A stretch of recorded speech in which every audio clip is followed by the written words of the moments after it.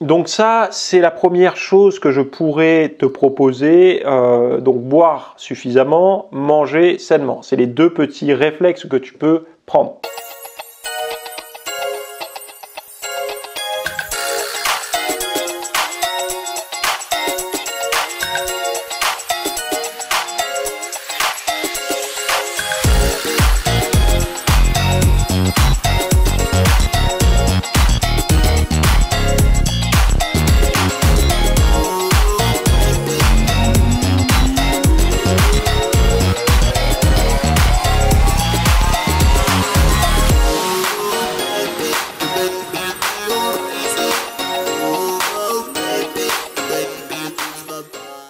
Salut à tous, nouvelle question-réponse aujourd'hui. Donc c'est les vidéos qui vous appartiennent, les vidéos où vous pouvez me poser votre question directement en commentaire ou alors une question plus anonyme dans le formulaire que je vous propose dans la description de cette vidéo pour me poser une question sans mettre votre nom ni votre email. Ça sort tous les jeudis à 18 h. Vous avez une playlist avec toutes les anciennes questions si vous voulez aller voir. Ça peut si par exemple vous êtes dans une période où vous avez envie de savoir des choses, vous balancez cette playlist pendant le cardio, vous en avez pour des heures de contenu.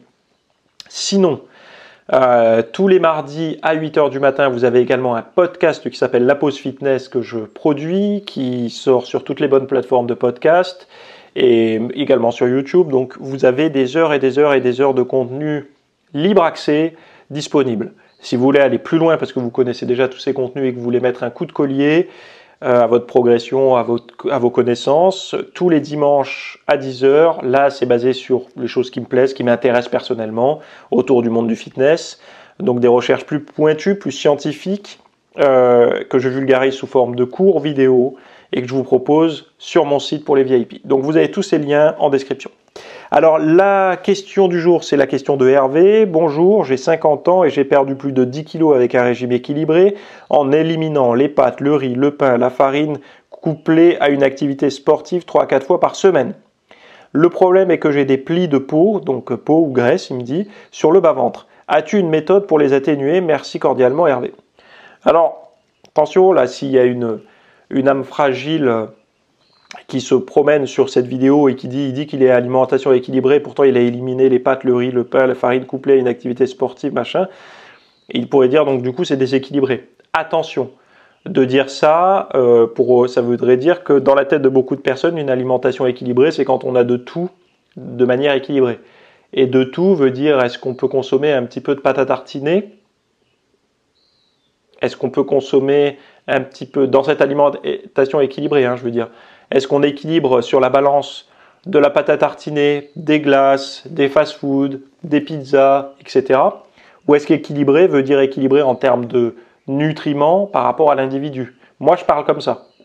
C'est-à-dire que pour moi, une alimentation équilibrée, c'est une alimentation qui prend en compte le profil de l'individu, donc qui il est, son sexe, son âge, sa taille, son poids, ce qu'il fait de ses journées, enfin voilà, ça va plus loin que ça encore.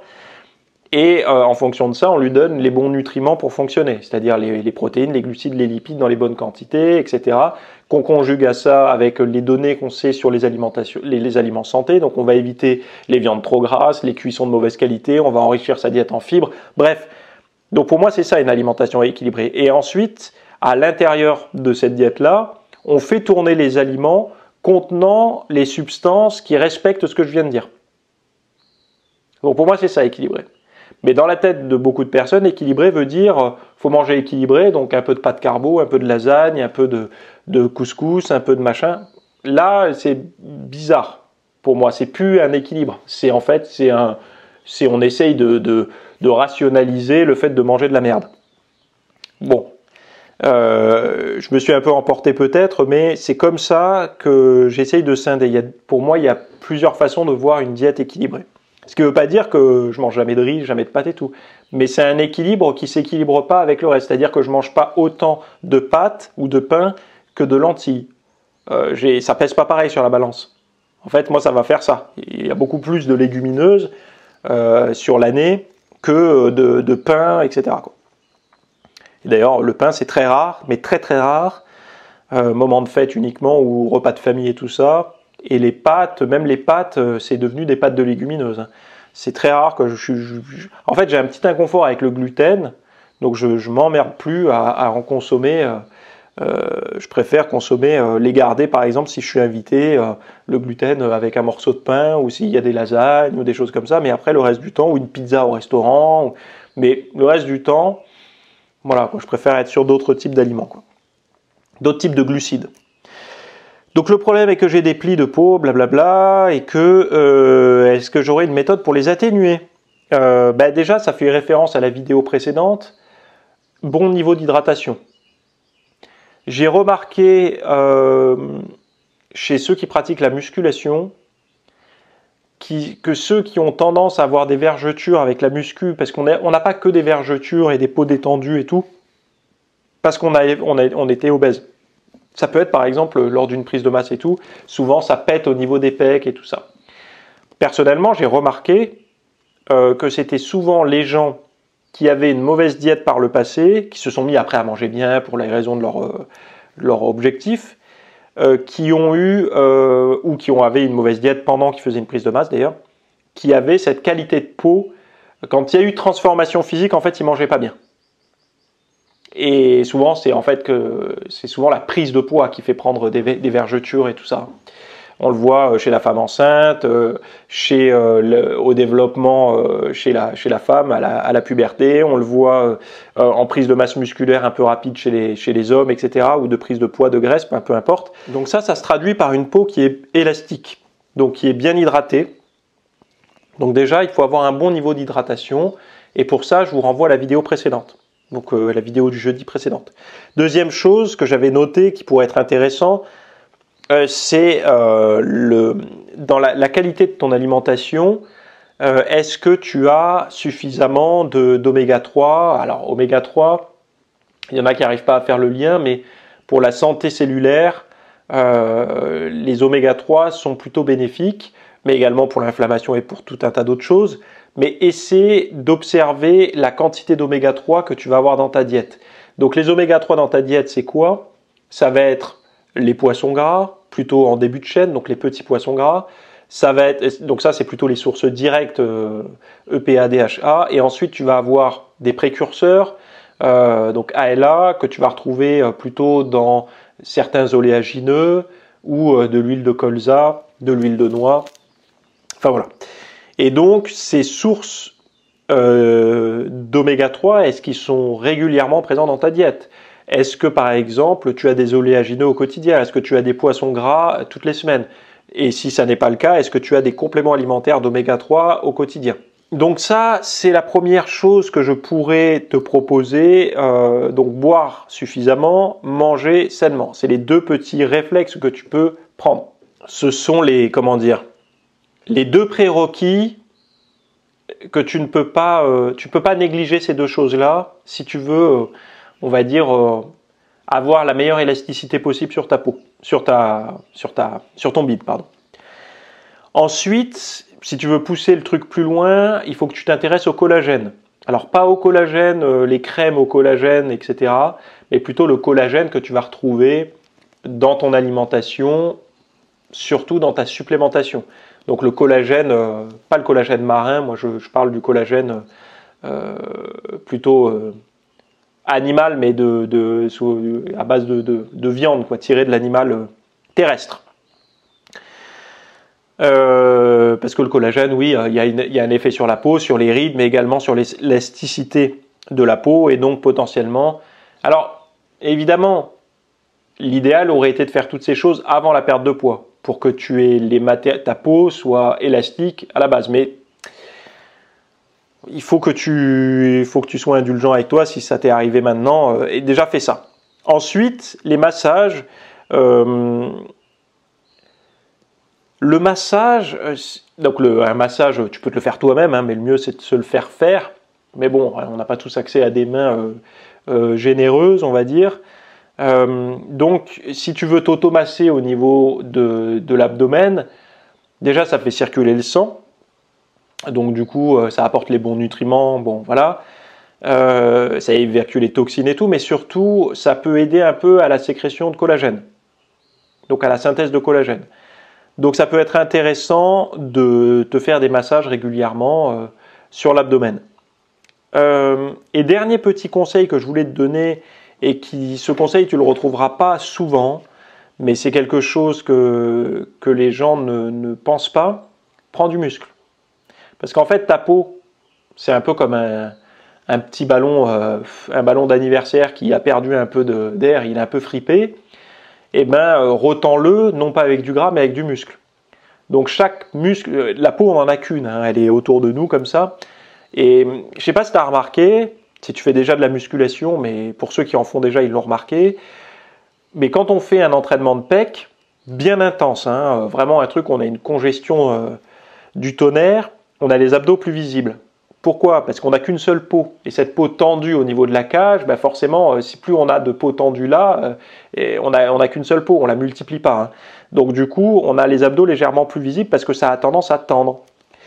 Pareil, si tu fais des abdominaux en congestion, si tu arrives à congestionner les abdominaux, ce qui n'est pas donné à tout le monde, il faut déjà un certain volume au niveau des abdos pour ressentir la congestion des abdos, tu vas voir que quand ils sont congestionnés, tu perçois moins ces plis de peau et tout ça. Donc, essaie aussi de prendre le maximum de masse musculaire, de re-remplir sainement sous ta peau. Voilà, donc de prendre des abdos, de prendre des pecs, des bras, des épaules, du dos. Alors globalement, je te recommanderais plutôt de prendre du dos, des pecs. Hein. C'est surtout ça, la grosse masse qui va faire la différence, et le volume aussi sur la sangle abdominale, quoi. Mais fais circuler le sang sur ton bide, ne mange pas de la merde, mange sainement, rends élastique mange tout ce qui rendrait élastique ta peau, potentiellement, donc c'est l'hydratation, la nourriture saine, les oméga 3, enfin voilà, le collagène, et voilà. Donc si tu fais déjà tout ça, depuis des années, que tu as une bonne masse musculaire et que pourtant, il y a encore cette peau-là, la dernière option, c'est d'aller voir un chirurgien et de voir si tu es, un bon sujet pour la réduction de peau. Parce que après des fortes obésités, il y a des gens qui peuvent bénéficier de cette réduction de peau. Mais si toi, tu me dis, est-ce du gras, est-ce de la peau, ça se voit assez facilement. La peau, c'est un amas qui bouge pas trop. En fait, tu sais, tu le pinces, ça a tendance à garder la forme que ça quand tu es plié. Le gras, c'est plutôt... le gras et l'eau, hein, et la rétention d'eau, c'est plutôt des petits boudins plus durs, plus fermes, plus élastiques, entre guillemets. La peau, je ne sais pas si tu as déjà vu des vidéos de bodybuilders en sèche, quand ils pincent leur peau au niveau du bide, elle a tendance à rester un peu pincée, puis après, le gras, ça fait pas ça, ça rebondit direct. Hein. Ou l'eau, c'est pareil, ça rebondit direct.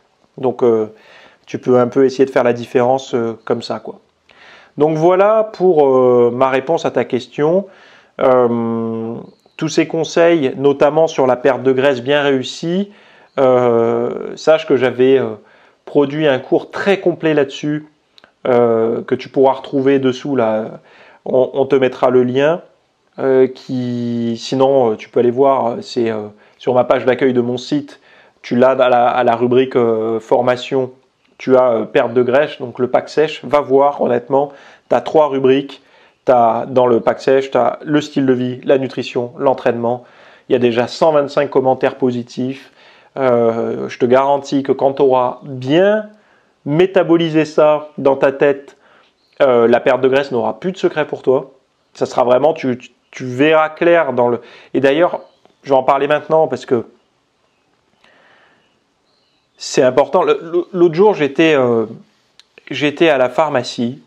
Parce que petit conseil à la pharmacie, des fois vous trouvez typiquement pour le magnésium, vous le payez moins cher votre magnésium en pharmacie qu'en complément alimentaire et pour la même molécule de base, hein, le citrate.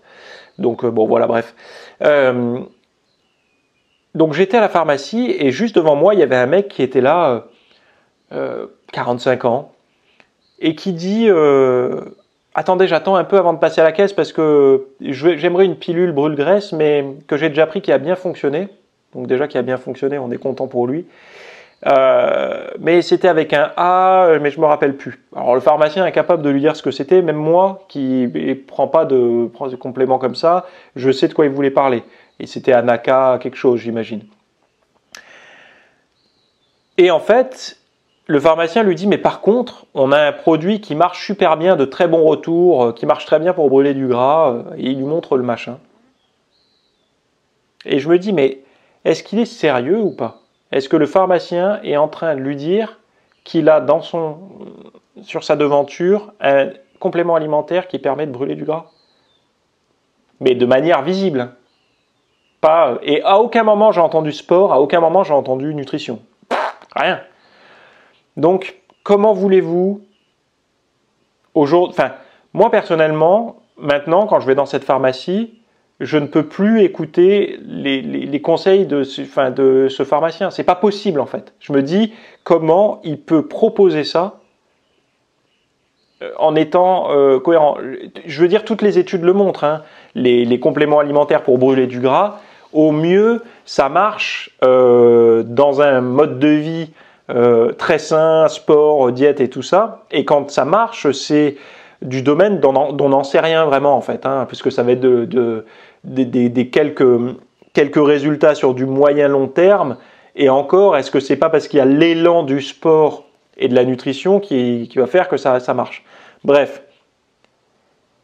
Et pourquoi je te raconte tout ça? Parce que sur la perte de graisse, quand on n'y connaît rien, on ferait mieux de se taire.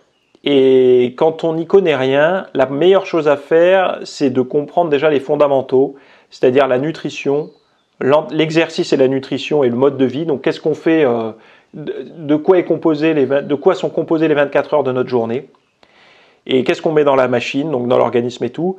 Et quand on fait tout ça, peut-être que les compléments alimentaires peuvent aider. Et moi, je vous garantis que des compléments alimentaires brûle-graisse, comme tout le monde, je me suis fait avoir au début, comme tout le monde. J'en ai acheté quand j'étais en surpoids et ça n'a jamais marché.